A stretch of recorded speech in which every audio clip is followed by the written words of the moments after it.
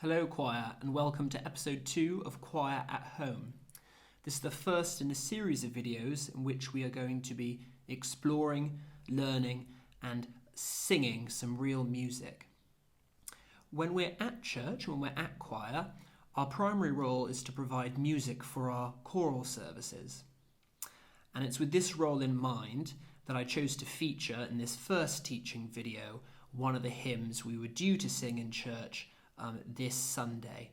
This Sunday is, of course, Passion Sunday, and the Royal Banners Forward Go, set to the tune GONFALON Royal, is a perfect hymn for that occasion. Worship is still going ahead.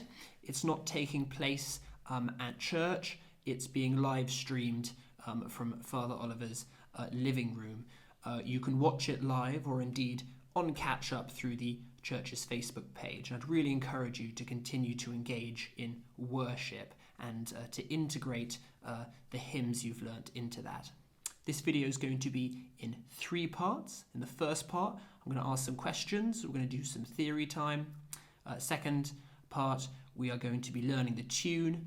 And in the third part, there's an opportunity for us all to sing along with the full hymn with piano accompaniment. So, theory time. For this section, get your hands on the pause button. I'm going to ask a question. You should then pause the video, think about what you think the answer is, and then click play again to hear the answer and the explanation from me. So question 1. What is this hymn called? There are 2 correct answers to this, because there's a title for the text, The Royal Banners Forward Go, and there's a name for the tune, which is GONFALON Royal. The reason there are these 2 names is that there are lots of texts in the hymn book with multiple melodies that are associated with them. And similarly, there are melodies which have lots of texts associated with them by custom. So the double naming is there for absolute clarity. Question 2. Who wrote the music? The music was written by a guy called Percy Buck. By convention, the person who wrote the music is always written in the top right-hand corner. Question 3. Who wrote the words for this hymn? There are 2 correct answers for this. The text we have in front of us is a collaboration through the ages between a guy called Venantius Fortunatus, I hope I pronounced that correctly, who was an Italian bishop in the 6th century, and he wrote the original Latin text. Sometime in the 19th century, that was translated into the English text you see before you by a guy called J.M. Neale. So quite an amazing artistic collaboration by people separated by more than 1,000 years of history. Question 4. What does LM mean? You can see LM is written under those names. LM is an abbreviation of long meter, and what long meter means is that there are 8 syllables in each line. Almost all plain song hymns are written in long meter. Girl choristers, think of your Monday office hymn, O Christ who art the light and day. Your Thursday office hymn, Almighty God who from the flood. Boy choristers, think of your Wednesday office hymn, Most Holy Lord and God of heaven. And choral scholars, think of the office hymn for Compline, Before the ending of the day. You can check for yourself and you'll see that there are 8 syllables in all of the lines of these hymns. And indeed, you could sing those hymns to this melody here. So LM means long meter, and long meter means that there are 8 syllables in every line. Question 5. I said at the beginning of this episode that this is a unison hymn. What does that mean?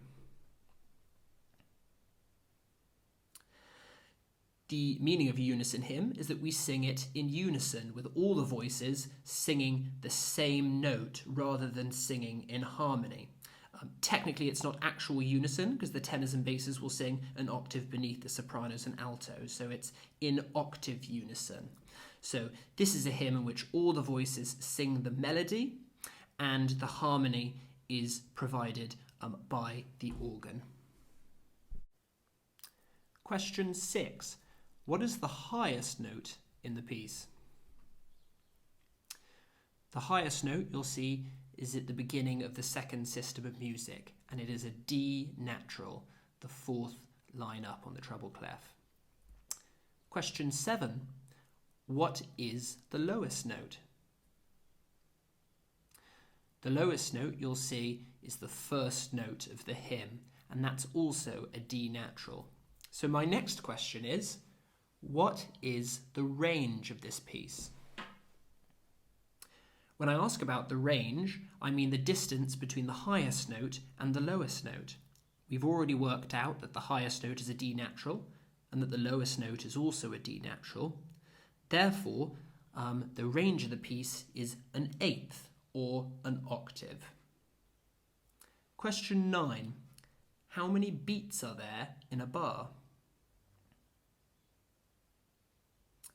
There are 4 crotchet beats in each bar, and you could work this out in one of 2 ways.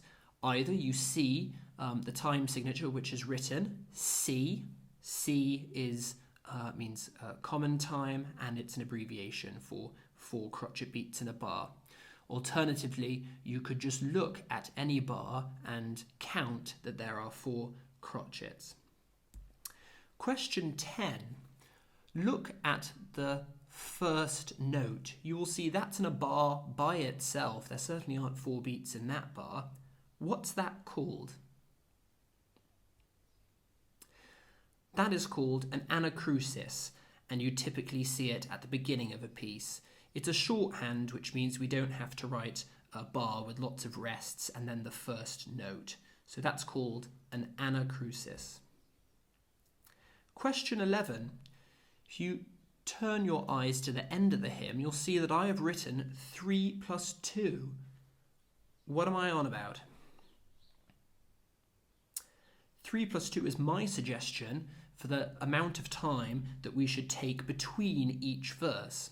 So 3 means we should hold the last note on for 3 beats, and then the 2 means that there's 2 beats of rest before we then go on to the next verse.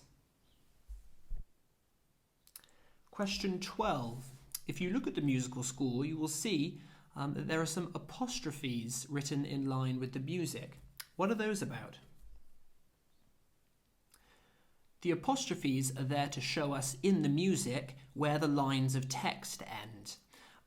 In a typesetting like this, where the text is written directly beneath the staves, arguably those are less necessary. Of course, we're used to at church singing from our hymn sheets where the music and the words are written side by side, often on different pages. So the apostrophes show you where the lines of text relate to the music. By convention, as standard, these are places where we take a breath.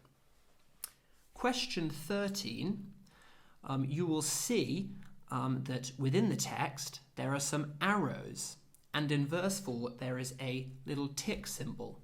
What do those mean? So, while breathing at the apostrophes at the ends of the lines of text comes as standard, sometimes, to make the text clearer, we shouldn't breathe at the ends of those lines of text. That's what those arrows are about. So if you look at verse 3, fulfilled is all that David told in true prophetic song of old, it's more true to the text if we go through there and don't breathe. Similarly, in verse 4, you see that breath, O tree of beauty, tree of light. It makes the text clearer if we take a little break in the middle of that line. So that's what the go-throughs and the breaks are about. They're there to make the text clearer. Question 14. What key are we in? The key of this hymn is G major, and this is how we can work that out. First of all, if we know it's major, if we don't, just take a look, for example, at the ending note of the Amen. If we know it's major, we then look at the key signature. You'll see the key signature has one sharp in it. That's the symbol that looks like a hashtag. And using Every Good Boy Does Fine, you'll see that the sharp is on the F line. That makes it an F sharp. With a sharp key signature in a major key, the way we work out the key is that we take the last accidental, in this case F sharp, and we go up a semitone from that. A semitone up from F sharp is G natural, therefore this piece is in G major.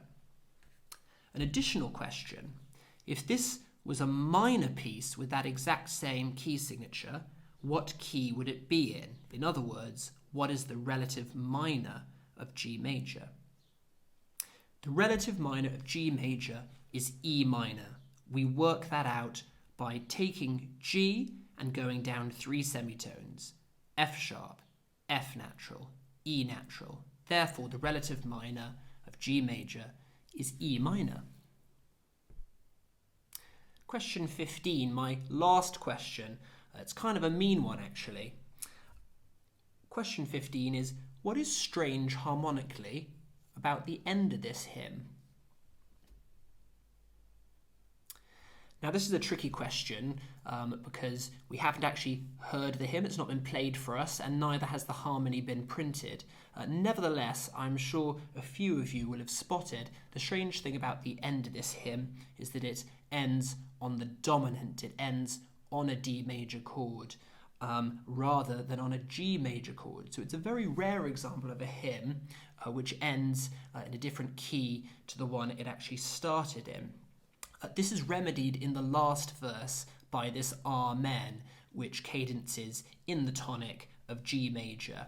So the Amen isn't just needed textually, it's needed musically as well to make sure that we begin and end in the same key. In this next section, we're going to be learning the tune. We'll do this by having me play it to you 3 times. The first time I will play the melody only in octaves. The second time I will play the melody along with the bass line. And the third time I'll play the full harmony as written in the hymn book. Listen to this as many or as few times as you need. Once you're comfortable with that, hum along. After that, you can build it up a level by joining into Oh My. So, oh my, oh my, oh my, oh my, something like that. Lastly, you could make your own text. Remember, it has to be 8 syllables. So, for instance, you could go, I'm learning hymns online at home, or something like that. Like I said, there's absolutely no rush. Make sure you get a firm grasp of the melody before moving on to the sing-along section. And also, do have a read through of the entire text as well.